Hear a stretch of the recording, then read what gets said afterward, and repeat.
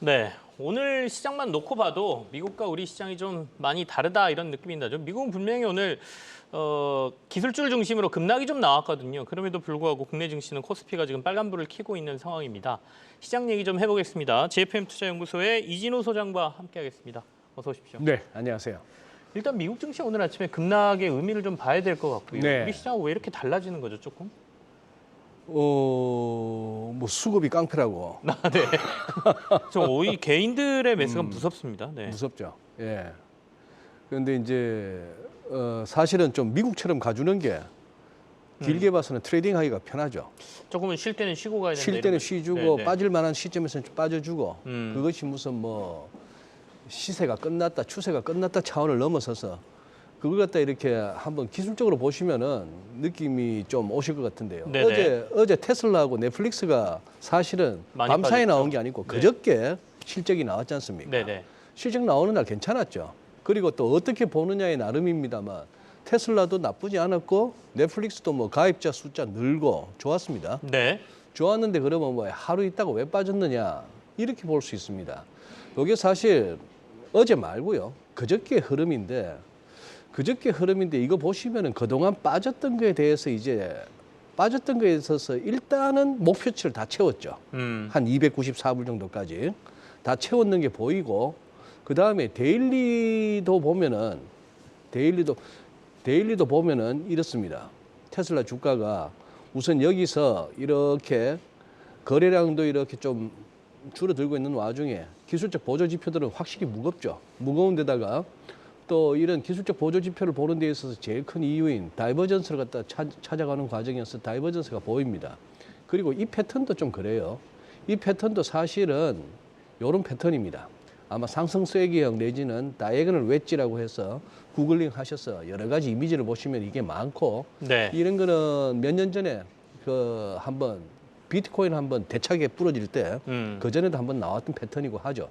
그런데 그러다 보니까 그저께 이런 상황이었는데 싶었더니 결국 어제 9.74나 빠졌습니다. 9.74%나 빠졌고 넷플릭스 보시죠.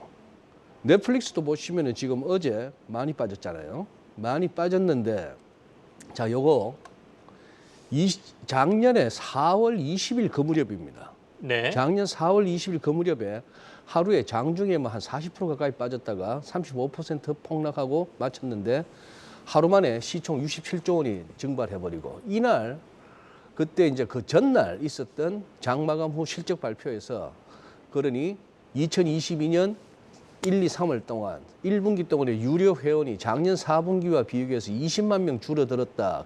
20만 명 줄어서 2억 2,160만 명인데 네네. 이 재료 가지고 사실 이랬단 말이에요.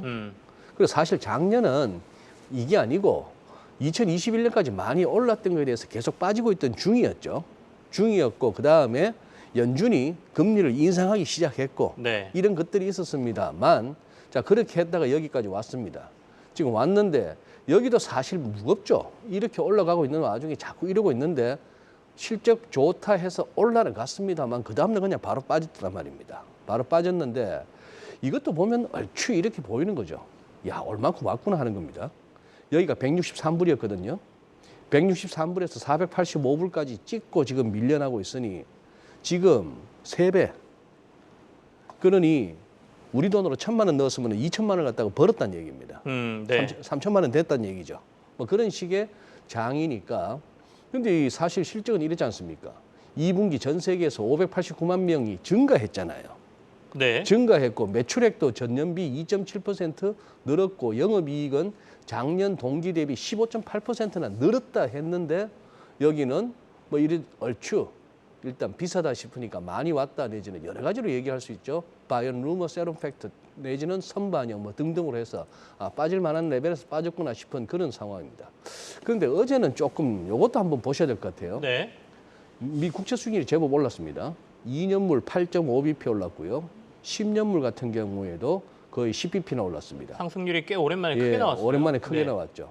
요게 뜨고 달러도 다시 인덱스가 100을 회복합니다. 네.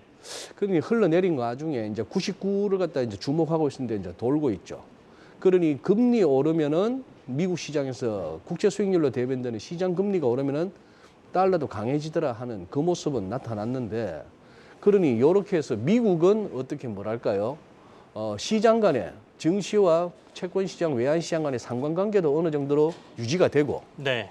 뭐 이 정도 같으면 좀 쉬어가자 싶은 레벨에서 쉬어갈 줄도 알고 하는 그런 차원이다 하는데 우리는 뭐 설명 불가입니다. 네. 네. 지금 코스닥도 상승 전환했습니다. 네. 코스닥 시가총액 1, 2위 그 에코프로 BM의 상승세가 굉장히 크게 나오거든요. 지금 네. 에코프로 BM도 한 4%대 상승세로 돌아서면서 코스닥 시장도 지금 5%까지 상승률이 커졌군요. 코스닥 시장도 지금 양전하는 모습입니다. 오후장 들어서 지금 시장 방향이 좀 바뀌고 있는 모습이 아직도 저 확실히 눈에 쇼스피즈가 띄어나요. 해결 안 된 것 같아요. 저 종목들은. 아무래도 공매도가 좀 많았겠죠. 시장에 논란이 많았죠. 많았지 않습니까? 네. 가치에 대한 논란은 아직도 있고 여전히 비싸다라고 생각하는 사람들이 공매도에 임하는 사람들이 있고 이제 또 시장의 가격 결정에 의해서 그 사람들이 네. 방금 전에 말씀하신 쇼커버링, 쇼스퀴즈 뭐 이런 것들이 나오면서 시장에서 상승세가 좀 더 나오는 것 같고요. 우리가 그러면 다음 주에 좀 주목해야 될 거는 어디를 봐야 될 것 같습니까? 이제 뭐 다음 주 접어들면 이제 이제 목요일 새벽에 이제 FMC 보는 거고 네네. 그다음에 그날 저녁에는 20이 보는 거고 그거는 네. 이제 그동안에 뭐 이 시간을 통해서 잠시 짚어봤습니다. 네네. 7월까지는 22도 그리고 연준도 금리 올릴 것을 거의 시장에서는 기정사실화 하고 있고 그다음에 관련해서 이제 어떤 식으로 나오는가 그걸 보는데 사실 지금 뭐 통화 정책 이런 걸 갖고 그렇게 시장이 무서워하는 것 같지는 않고요. 이제 통화 장치가 거의 끝났다 네, 이렇게 끝났다 이렇게 시장에서 보는 것 보나요? 같습니다. 끝났다 보는 것 같은데 이 부분입니다. 이 이제 개인 매수세인데요. 네네. 지금 보시면 우리 코스피 일간 보시면 딱 20일 선오니까 또 바로 이렇게 저가 매수 들어오고 또 그동안에 주도주들 2차 전지 이런 쪽에서도 또 보면은 조금 밀리자마자 득달같이 또 저가 매수세가 들어오면서 이렇게 강하잖아요. 강하면서 이게 누차 말씀드립니다만 이게 이렇게 일봉들이 이동평균선들 저 위에 두고 밑으로 흘러내리던가 하고 이 이동평균선들을 갖다 이렇게 아래쪽에 두고 이미 이 정배열로 돼 있는 이 상황 네네. 좀 더 쉽게 말씀드리면은 예를 들어 지금 2차 전지주 관련해서 진짜 장기 보유하고 계신 분들이 지금 뭐 하루 이틀 빠진다고 뭐 두려워할 그런 분위기가 아니잖아요. 그렇죠. 만약에 진짜로 저가에 사서 지금까지 막 200%, 300% 내고 계신 그렇다면은 분들이라면 뭐 그런 상황이 됐고 지금 어쨌거나 구도가 어지간해서는 두려워하지 않는 뭐 그런 상황까지 왔고요. 지금 환율도 보시면은 이런 상황입니다. 지금 이렇게 해서 미국 달러가 도니까 우리도 같이 돌잖아요. 네. 거기다가 또 우리 관세청에서 오늘 또 통계치 발표했습니다. 뭐 매달 열흘 간격으로 또 다 하는데 20일까지 통관 기준으로 이제 잠정치이긴 합니다만 수출이 312억 3,300만 달러인데 전년비 15.2%나 줄었죠. 예, 여전히 적자입니다. 네. 예, 수출 증가율. 그리고 일별 조업일수 감안은 일별 수출 증가율도 똑같아요. 마이너스 15.2%고 무역 수지는 계속해서 20일까지 또 적자입니다. 13억 6,100만 불인데 이거는 또 어떻습니까? 또 위로 청청시하죠. 위로 또 이렇게 가면은 또 팔고 싶은, 가면은 또 막히건, 뭐 한 1,315원이나 20원은 굉장히 이제 버거워지겠죠. 요 상황인데 이 구도가 지금 바깥에서 어지간한 충격이 아니고서는 우리 국내에서는 아직까지 위로는 많이 두텁다 환율. 뭐 바깥에서 달러가 급등만 아니라면은 뭐 이런 식으로 생각할 수 있고 여기도 밀리면은 아직까지 살 거 많다는 상황인데 우리가 좌우지간 대한민국 증시 역사상 참 이렇게 보기 드물었던 현상을 우리가 지금 네. 당대에 경험하고 있는 것 같습니다.